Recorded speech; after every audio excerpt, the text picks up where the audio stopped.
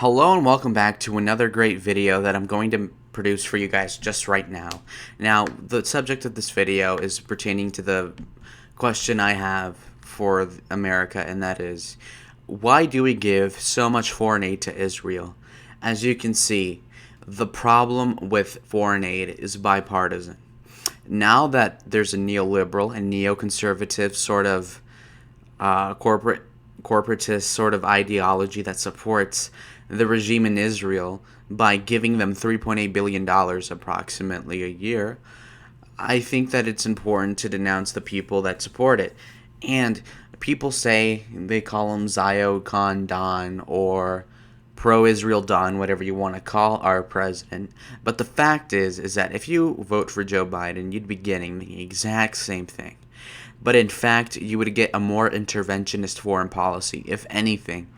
And even the pro-Jewish people are anti-Trump. What does that have to say? Okay, now if you look at this maybe controversial website from the 2000s, you can see right now that the U.S. military aid in the Israel-Palestine conflict, you can see just right here that the U.S. provides approximately $10.5 million in military aid a day, while it gives the Palestinians nothing. And since 1973, which was the Yom Kippur War, Washington has provided Israel with a level of foreign aid that is not rivaled with any country for a sustained period of time, meaning that we've given them an approximately since in 2003 dollars, $140 billion over the last 50 years. So they get about $3 billion a year, which is roughly about a fifth of what we give in foreign aid. And in per capita terms, we give them a direct subsidy of $500 per person a year, which is kind of interesting. And we can acknowledge that Israel's about as rich as South Korea or Spain is, okay? Now, this is really interesting because, of course, I hate Palestine. Palestine isn't real, or even if it is, I don't care about them. And I would support Israel over Palestine because the Muslims are no better than the Jews, even by a racist perspective. Not that I am one, but clearly giving them approximately $10 million a day isn't the greatest source of spending. And I can direct that because if we've given them $140 billion in 2003 dollars, that means we've given them about $200 billion in the last 50 years. And with a budget deficit, a structural deficit of approximately $1 trillion, I can tell you exactly why we don't need to spend another $200 billion over 50 years. Now, we are looking at a poll from the USA to Israel, and it says that 61% of Americans say that we shouldn't be spending $3 billion a year on Israel, and 39% support still giving it to them. So even if you call the Republican Party the most Zionist party, not even all Republicans probably would support foreign aid to Israel, or at least as much, which is exactly why we have to re-examine how popular this position really is and see it for the fact that it's mostly a neoconservative concoction, and in which, since the sub-white majority of people that are donors, etc., do control the neoconservative wing of the Republican Party, as well as do donate disproportionately to the moderate Democrats, such as people like George Soros. Of course, they're going to like getting $3 or $5 billion a year from the United States to the state of Israel. Now, a lot of people say that it's too much, of course, which means that it would be pretty easy to get rid of this policy, assuming that the president was willing to follow the popular opinion, which they always are almost, but also with the fact that Israel controls so much of the politics in this country, especially with foreign affairs, and they have AIPAC, which like both parties go to, in which Hillary Clinton goes to, Donald Trump goes to, and clearly Biden went as well. So it's not like you can just make a partisan issue out of it, which means that neither party's going to campaign against it. So we're kind of stuck with this. And only the wealthiest Americans say that the aid is about right. So people making under $150,000 largely disagree with giving them $3 billion. And Israel denies having nuclear weapons when in fact 64% of Americans believe that they do have nukes, and it's common knowledge and they have nukes, okay? Saying that Israel does not have nukes is like saying that a transsexual is the sex they want to identify as. It's just not true. Um, and while a lot of other people think Iran has a nuclear weapon, they're further away from a nuclear weapon than Israel ever was in the last couple of decades, to be completely fair. Now, this is really important because we've had a memorandum, not by not by Trump, who is a Zionist, sure, but Obama, in fact. There was a memorandum for 10 years, and Donald Trump extended it, but it was Obama's idea to begin with so much. So, in fact, we are going to increase the amount from 3.7 billion and give them 3.8 billion as of 2019. So we're committed to giving them tens of billions of dollars up until like 2030, meaning that we literally cannot stop it unless we break the law. So this is insane. And they're asking money under the pretense that they're under attack. And I will grant them this. Of course, Israel is under attack. And of course, Israel is the target of so many terrorist bombs, all that. And surely they do have, they're asking for it when they bomb other countries. But I do get the point that they have the right to exist at the very least. So I don't really feel bad for the Muslims getting bombed by the Israelis. But the fact still stands that while they are technically illegally doing things, I don't think that warrants, completely cutting ties with Israel. But at the same time, that does not warrant money from us. Now, Israel may say, well, we can't get military funding on our own. But it's like, dude, you're rich, number one. And number two, Israel is very united under the cause of, keeping itself alive, obviously. I mean, its conscription is alive. That would be gone with if it weren't popular. Which means that at least 2/3 of Israel believes that they're an existential threat from these Muslims that surround them all the time. Now, when you look at Arab interests, they do matter. And if you look at how Saudi Arabia controls their politicians to some limited extent, I do believe that they do. But when you look at pro-Israel contributions, it clearly outmatches that of the Arabs. When you look that between 1989 and 2002, so from the era of George H.W. Bush to his son, you can clearly see that pro-Israel people spent over $40 million in politics, whereas the Arabs have not spent maybe like $1 or $2 million. So, actually, no. $41.3 million spent by Israel, whereas the Muslims spent only $300,000. So this is completely crazy. And in fact, I believe that it depends how they get this number, but part of that foreign aid money must trickle back into what they're spending to manipulate our politicians. And you do know that when you do get donations from a country, then of course you're going to be subject to them to some extent. Which is why people are so pro-Israel compared to pro-Arab, where we have like 4 congresswomen that are pro-Muslim and anti-Israel, where like we have like 350 congressmen that are pro-Israel and anti-Arab by default. So this is quite interesting to pull up, right? If only Americans knew this. This is just common knowledge in certain circles, but I think this needs to be spread even further. So we have that. We look at neoconservatives as a phenomena, and they used to call themselves leftists, but what people that are neocons say is that they're liberals smacked with reality. So in fact, they are in their heart of hearts liberals, which may not be the worst thing in the world, like compared to communism, but there's ties to that as well. And the Bush administration had a ton of people that had dual loyalties, now, which were by default anti-Arab and pro-Israel, and that's a big problem in the State Department, that we have such an implicit bias. And that is in part because of people in the Bush administration and even prior ones that were so towards Israel ever since maybe Kissinger was Secretary of State or National Security Advisor in the Nixon-Ford administrations, right? And you do get labeled as an anti-Semite if you disagree too much with the neoconservative thought and the establishment thought, which is why it is, kind of hard to put out a video such as this without it getting taken down. So that's what we're dealing with here. And even people like Noam Chomsky, who are insane and still get platformed. And in part, maybe you can blame him for being Jewish, that he still has a platform. But I don't really think so. So let's just get that out of the way.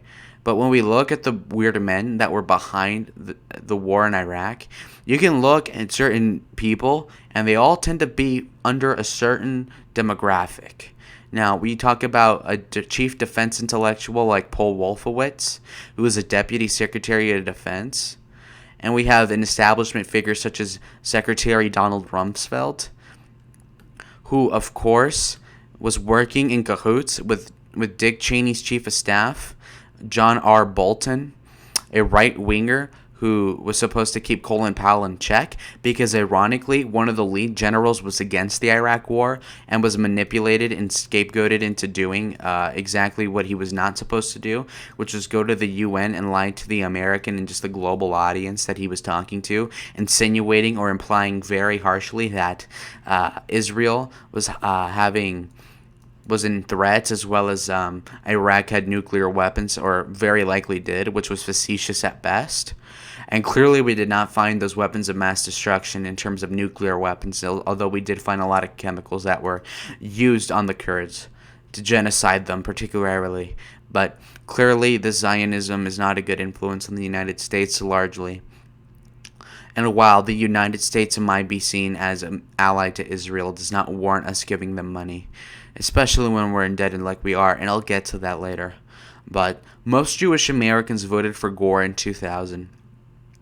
And even still, most secular Jews vote for Democrats. It doesn't mean that they're anti-Israel, but the fact is that somehow a lot of the Orthodox donors in the Republican Party clearly have an outside influence even in the Republican Party and not necessarily the Democratic Party, and that's mainly because of the fact that the Republican Party has an evangelical kind of confused Judeo-Christian sort of like ethos where we have to protect Israel, and of course in the Bible Israel's to be respected and so forth, but at the level that they're putting Israel on a pedestal is kind of ridiculous because they all reject Christ, right? But also don't listen to the Catholics that say they're all gonna like, oh, Israel's evil, we're gonna blame everything on the Jews. That's just not true as well. But come on, guys. So the younger the younger Bush, so 43, was steering away from the wise intellect of Powell at the time and drifted toward Wolfowitz, who was hell-bent on the Iraq War, in fact. And George W. Bush, while you may call him a complete neocon, which I guess he is, but he was less likely to go to war than people such as John Bolton, or if we're talking about Donald Rumsfeld, and if we're talking about Paul Wolfowitz, and other people that were really pro-war for whatever reason. And then when we look at this funny picture of Obama, you can see that Obama has had a lot of influence. He is from the place called Chicago, in which there's a lot of Jewish influence, which could be bad or good, but probably bad, because having a racial influence in a white country doesn't seem very good, or in a multicultural country at the very least, right? So, while people make conspiracy theories over Obama's ties to his ancestry in Kenya, that he wasn't even born here, there's even more valid assertions into his ancestry, maybe perhaps because he's Jewish. I don't personally think that matters at all, but at the same time, the fact is that his wishy-washy position still ended up us spending billions of dollars on Israel and on other countries like Egypt when we didn't have to, and when they contradicted our foreign policy aims completely and directly, such as when you are looking at the Egyptian Brotherhood circa 2011, and Obama didn't cut that foreign aid for a while, and it just shows how indecisive he was. And I'm not going to read this entire article. In fact, I think that this is inconsequential because the Black Nationalist Front had more of an influence on Obama, I would say, than the Jewish influence ever did, especially before he was president. And it's kind of obvious, right? that Obama was just a corrupt person, and he was irreconcilable with his anti-American beliefs and his foundation, and that's partially because of race, but otherwise because of his ideas being stupid as well, right? So clearly he was still pro-Jewish in his rhetoric. Don't get it twisted. Everybody's pro-Israel. And when we look at the debt to GDP of Israel, it shows that Israel in 2010, at the worst time of the global recession, basically, they were at 70% debt. Now, after the recession, they have lowered their debt to GDP to approximately 59.9%. So they're at 60% debt to GDP, meaning our debt to GDP in 2019, like theirs was 106%. So our debt was almost like, it was 56% higher. It was almost double what theirs is, and yet they're asking us for money and giving us nothing in return in particular. Because if we were allies, they shouldn't be charging us foreign aid for having military bases in their country, which primarily serve to protect them and to give us a logistical base in the Eastern Mediterranean and into the Levant. Okay? Completely preposterous. Look at their debt. It goes way down. And in part, it's because they have funding from us, whereas they can have universal health care, where our people are uninsured and dying of medical issues that could be prevented. And yet they're getting money when they have universal health care, just because they don't want to spend on their military like we do to protect their asses, okay? That's completely ridiculous. Okay? So, if you look at their military expenditure, only $15 billion. What the hell are they thinking? It should be way higher than that, and yet they're asking us for more money. That is stupid. And when you look at their military expenditure, look at it go way down. And partially, it's because they don't need more money. Look at this harsh scaling from 1963 to the Yom Kippur War, where we started giving them money. Clearly, it spiked up because they weren't getting foreign aid from us, really. So when we started giving them foreign aid, it just waffles around and it kind of stays steady. Okay, so when you index the 2018 number by inflation, you're at the 1973 number. So in fact, we're just subsidizing them having a stagnant military expenditure so that they can balance their budgets or to be less in debt than we are.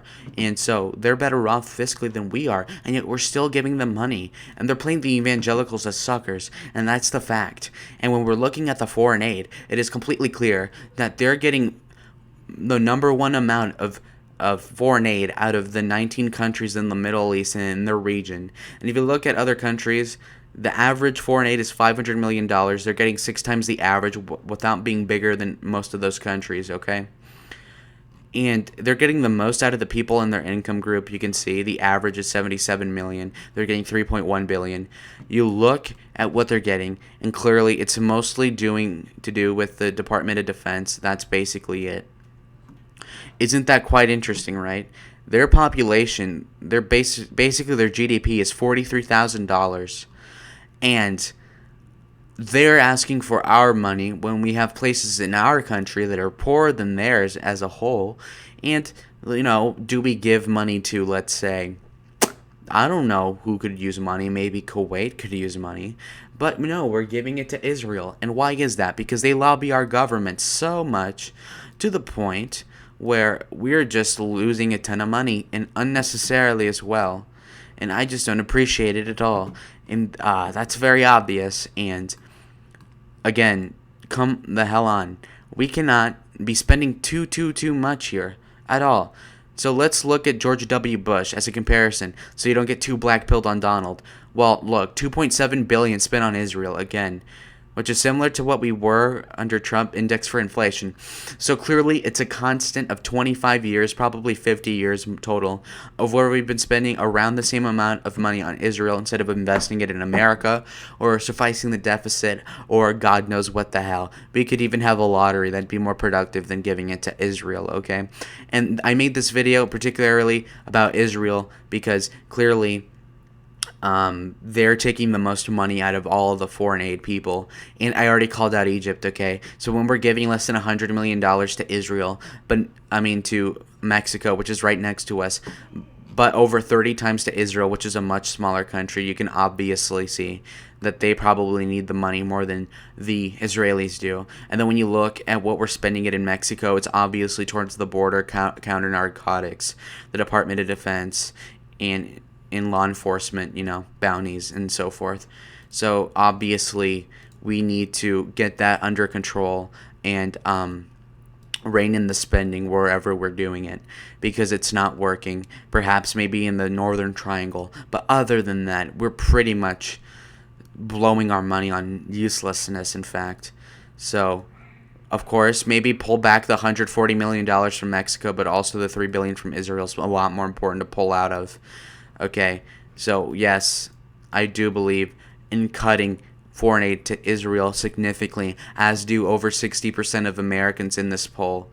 And I thank you guys for watching this, but in fact, we are just bleeding money at this point. And people such as Theodore Herzl and other people that are neoconservatives and Zionists in our country don't belong in this country if they're going to subvert the necessary priorities in exchange for their own country, which should be a second priority when compared to ours. That's clearly the point. No more listening to Bill Kristol. He does not have the answers for this country. In fact, we need a more of a Pat Buchanan Pat Buchanan sort of paleoconservative sort of isolationist policy surrounding Israel, more than we need this neoconservative, interventionist, simp-like behavior that we're doing now. And I don't mean completely ignore Israel. Of course, we need bases there, and we need to maybe have some troops there so that we can deploy them in the Middle East. But perhaps maybe not subsidize them having universal health care while people are dying here of heart attacks, when we could be providing healthcare to them with that money that we're spending to Israel. Okay, if you're a real fiscal conservative, Ted Cruz, if you're a real fiscal conservative, George Bush, if you're a real fiscal conservative, Donald Trump, perhaps we should cut foreign aid to every country, but most especially to Israel. Now, thank you guys for watching the video.